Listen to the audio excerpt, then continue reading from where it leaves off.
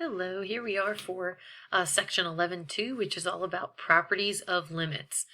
Hey, if you haven't yet gotten the PDF that was attached to this lesson, I think you're really going to want it.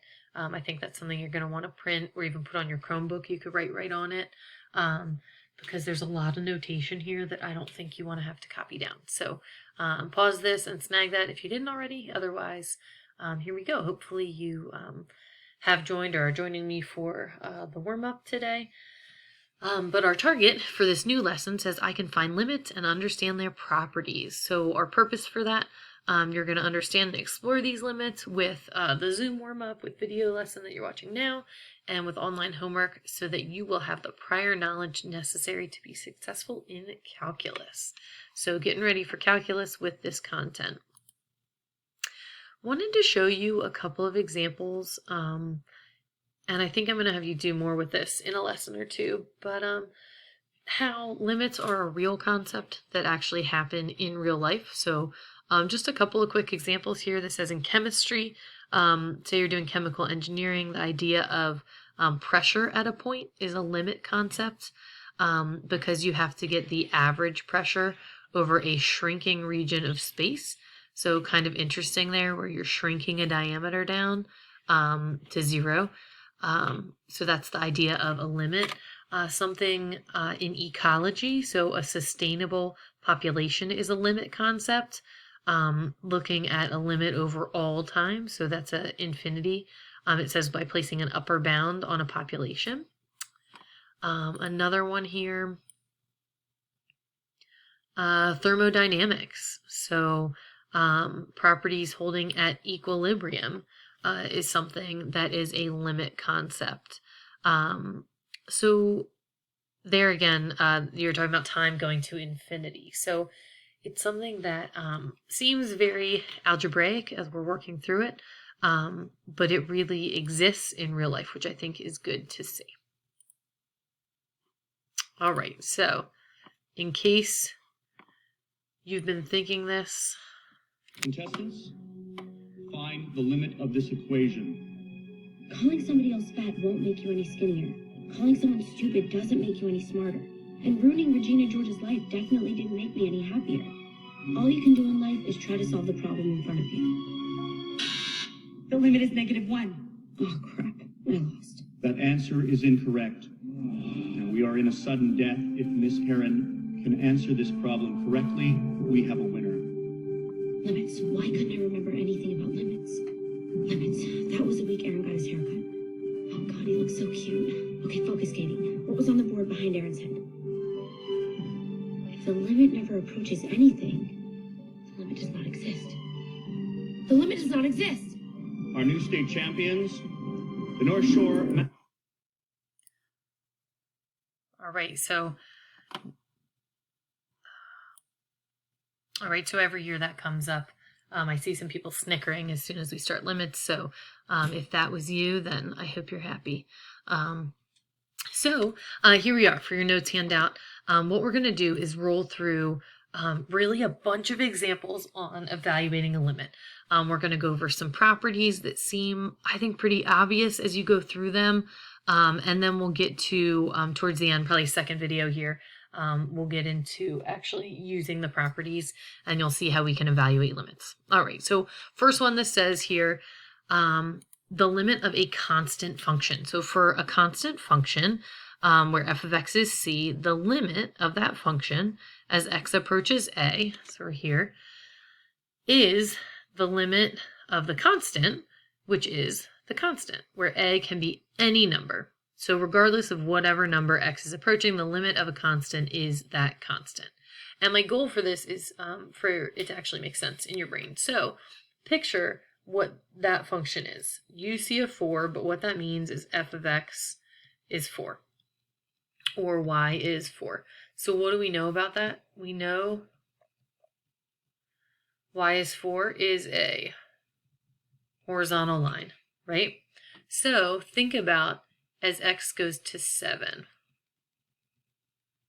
Okay, so there's 7. So as I go from the left and from the right of 7, what y value am I approaching either way? I'm approaching a y value of 4. So hopefully that visual makes sense to you, thinking about that line that you're always traveling on that y value. So whatever x you're approaching, you will be at that y value. What we're going to do here for most of these is just do one of the examples. Feel free to go back and do extra practice. So our second property here is the limit of the identity function. So here it says for a constant function f of x equals x, that the limit of that function as x approaches a is a. So the limit of x as it approaches any number is that number. So again, think about this. What does this mean? That means f of x is x, right? Or y equals x. So what's my line y equals x? My line y equals x means I have the point 1, 1, 2, 2, 0, 0, -1, -1, right? I really have trouble drawing a straight line with this. So the line y equals x is defined by every x value equals every y value. So what's going to happen, out here as x goes to 7? So if I'm approaching from the left and I'm approaching from the right, what point is that y value going to be at? Well, it's going to be at 7. Okay, so here it's the number that you're approaching because x is a constant function. I'm sorry, x is the identity function where it always equals itself. All right, the limit of a sum. So if you have the limit of two things added together, you can do the limit of the first piece plus the limit of the second piece. So thinking about, like properties of real numbers, kind of what we're doing here for limits. So for something like example 5 that says the limit as x approaches -3 of x plus 16. So what that property says is I can take the limit of x as x approaches -3 plus the limit of 16 as x approaches -3. The limit of x as x approaches -3, picture that line we were just talking about where every value was equal, right? So as x goes towards -3, the y value is also going to be -3. And then limit of a constant function, 16. If we're straight across there at 16, then no matter what the x is, you're always going to be going to 16. So then -3 plus 16 gives you 13 for your final answer, right? So that property says I'm able to split that up. All right, limit of a difference says precisely the same thing.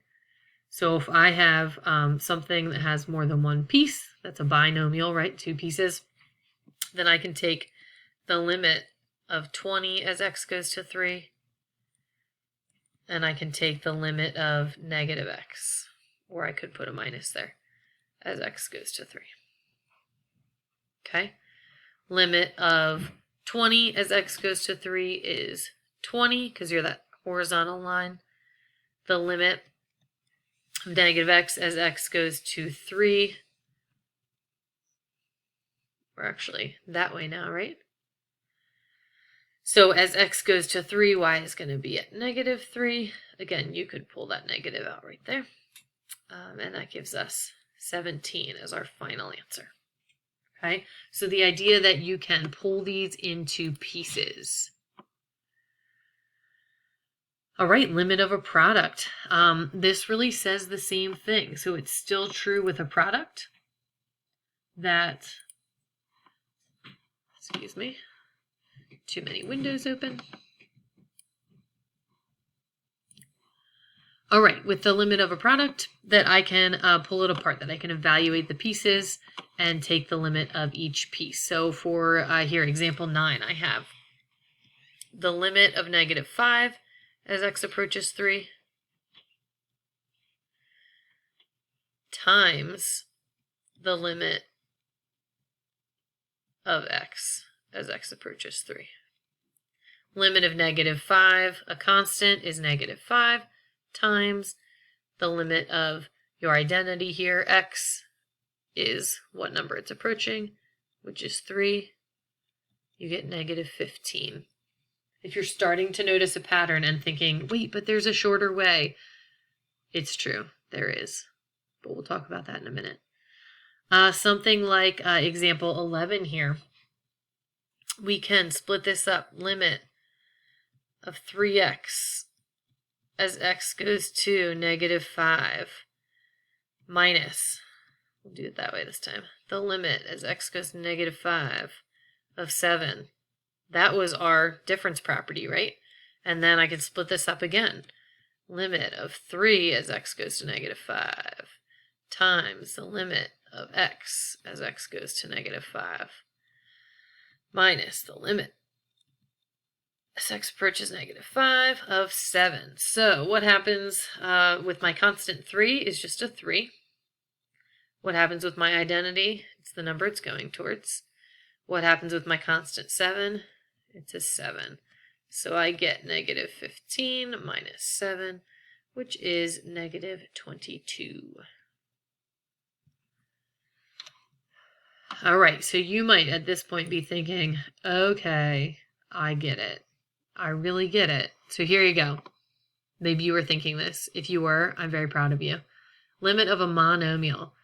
This says the limit of a monomial, here you go, a one term, right? We're used to polynomials, one term here. If you're taking the limit, it is the value of the monomial evaluated at A. So you might have been thinking all along, oh my goodness, please just plug the number in. This property now says, we're establishing why it makes sense. This property says, hey, just plug it in. If I want the limit of this monomial as x goes to 2, then I just plug it in. -7 times 2 cubed, right? -7 times 8, -56. Awesome. Shorter, right? Than evaluating and expanding everything. This says, hey, guess what? Same is true for a polynomial. The limit is the polynomial evaluated at A. So instead of breaking this into 1.5 million pieces, I can just say, hey, that is just 5 times 2 cubed minus 2 times 2 squared plus 2 minus 5. Nice, right? 5 times 8, we have 40 minus 8 plus 2 minus 5. 32, 34, 29 is my limit. Okay, so that's what we were building up to there. The idea that you actually can just evaluate and see. I'm sorry, you're going to get tired of my windows popping up. All right, limit of a power. This says the limit of a function to a power is found by taking the limit of the function and raising it to that power. So again, for power, you can plug in. Square root, same thing. Take the limit of the function and then take that root. So you're plugging it in. You have a polynomial inside, you have a root. You plug in the number and see what you get. All right, we are going to pick up on the limit of a quotient in the second video because it takes an extra minute.